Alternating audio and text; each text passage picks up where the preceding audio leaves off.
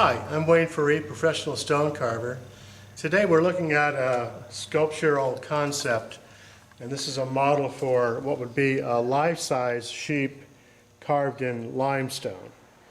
So what we've done is we've taken a piece of stone that was about this, a block like this, minus the legs, and because when you carve limestone, and you have a massive amount of weight being held up by a few spindly legs here.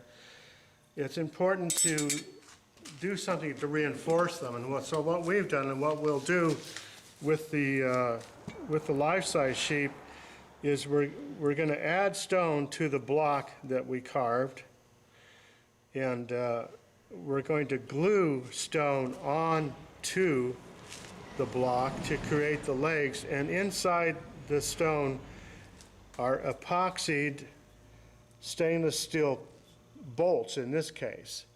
In the life-size sheep, that would be epoxy stainless steel rods that would create stability for these legs because they're quite spindly. And so that's how the process works. We've used exterior stone epoxy that is basically the same color as a stone, so it's very hard to tell that it isn't actually one piece of stone. So this is a concept for a customer to look at in the development of a full-size stone sheep that will be displayed outdoors. Okay, this is a photograph I was sent by a potential customer who would like to have some life-size sheep in her field in front of her house, and they're made out of stone, and so they're extremely heavy, and if you got that much weight resting on four little legs, you need something more substantial for stone.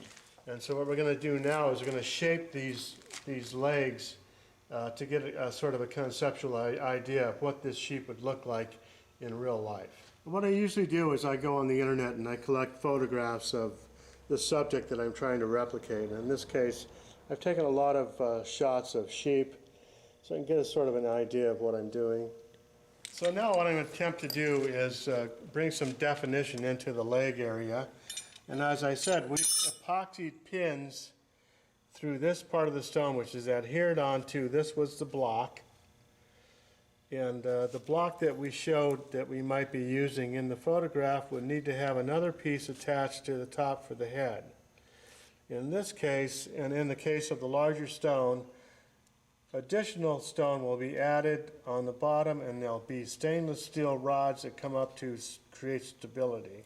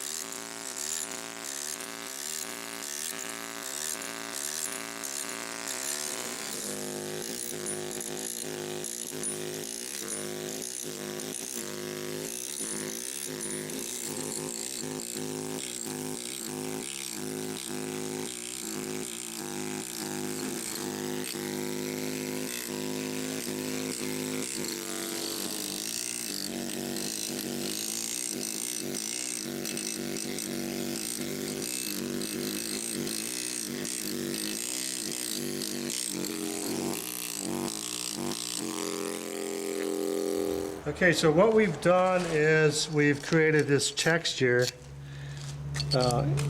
first, and then we come back with a flat chisel and carve this area and carve it down underneath there so it looks like the wool is coming down over the hoof.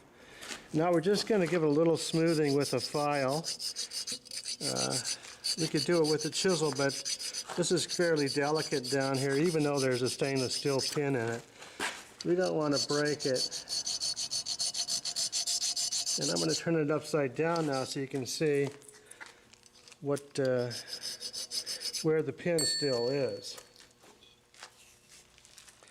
So we put it right in the center, and that gave us plenty of room to create our design.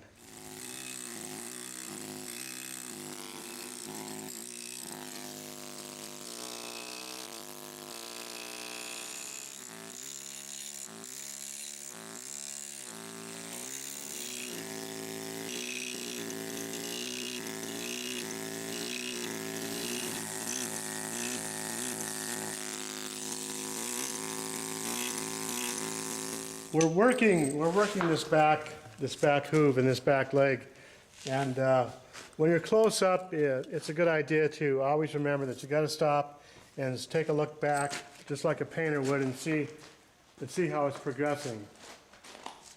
Because unlike a painter, you can't go back over with another color. When it's gone, and that's it.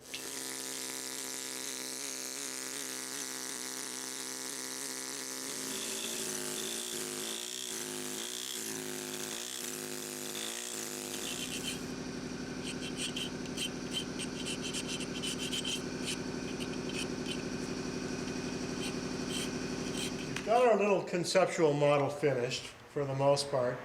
This is a conception, and we're going to present it to our potential client. But in a case like this, where we're going to have a large piece of stone resting on a very thin foundation, we've got to reinforce the limestone with stainless steel pinning and epoxy glue in this case. At some point, we're probably going to refine this model and turn it into a piece of art. But right now, it's just a conceptual piece, and we'll hope that things work out.